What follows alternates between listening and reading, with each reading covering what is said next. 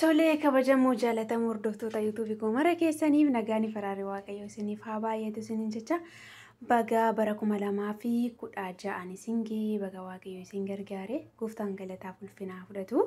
Guyyaa har'aa kana immoo akkamitti akka daabboo ayyaanaaf hojjetattan isinitti agarsiisa. Akkuma argitan burcuqqoo daakuu burcuqqoo tokko bishaan burcuqqoo tokkoo fi irshoo fallaana tokkodha jechuudha. Kanan itti naqee sana booda sirriitti waliin sukkumna jechuudha.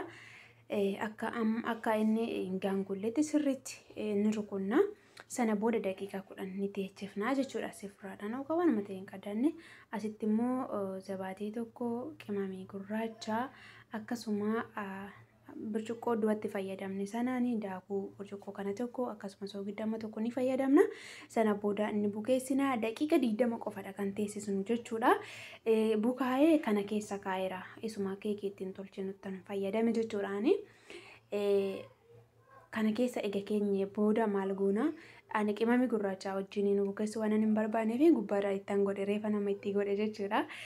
Sana booda fooreenii ni banna jechuudha. Isa kana ni shaffanna yookaan qadaaddoo qabaatee ni qadaanna yookaan immoo ani sifraan fayyadame sifraadhaan qilleensii hin seennetti ni haguugna jechuudha. Sana booda fooreen kiyyaa 400 baay'ee hin bilcheessa osoo hin taane ni guba. Kanaaf 375 na fayyadame jechuudha. Obboloonni immoo fooreen keessan 200 paawuriin isaa guddaa ta'e 180 fayyadamtu jechuudha. Kanaaf iyyuu akkaataa itti fayyadama keessanii obboloonni nyaataa hin hojjenne waan yoo wallaaltaniifaan isinitti himaa jira. Gooftaan isin haa eebbisu. Egaa isni sun jalaadha.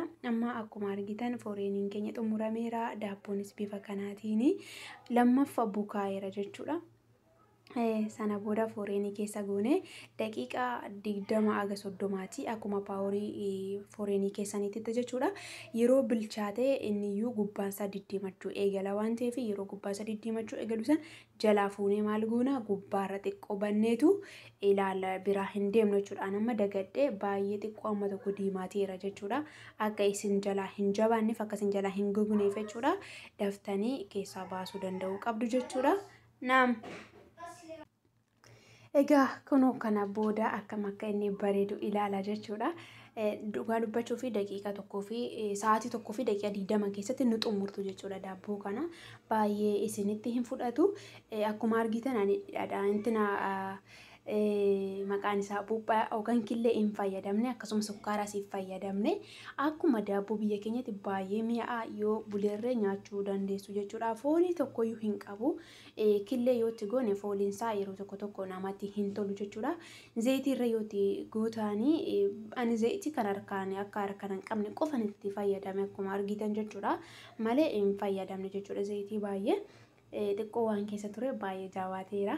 Pilaastikii wayitiyyuu marre maal ta'a ni lallaafa jechuudha. Dhugaa dubbachuu fi hojjedhaa nyaaddaa burcuqqoo 2 daakuu burcuqqoo 2 qofatu isin barbaachisa waan ta'eef waan baay'ee amma kana nama dadhabsiisu waantuma tokkollee hin qabu. Ammaanii daa'ima qaba nyaata hojjechaan illee isa kanallee hojjedhe jechuudha. Dhugaa waan yeroo isinitti fudhatu waan tokkoyyuu hin qabu. Kanaaf sannafinaati yeroo tokko shaayiidhaan illee fayyadamtan baay'ee bareedaadha. Yoo bartan immoo suusii isin qabsiisee maadaamii keessa wajjin walitti isin buusa waan ta'eef isa kanas immoo of eeggadhaa isiniin jechuun jaaladha. Waaqayyo isin haa eebbisu.